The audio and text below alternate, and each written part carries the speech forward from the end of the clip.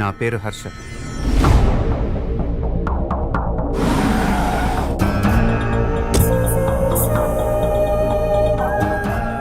నా దగ్గర లేనిది లేదంటుంటారు, కానీ నాకు కావాల్సింది ఇంకేదో ఉంది.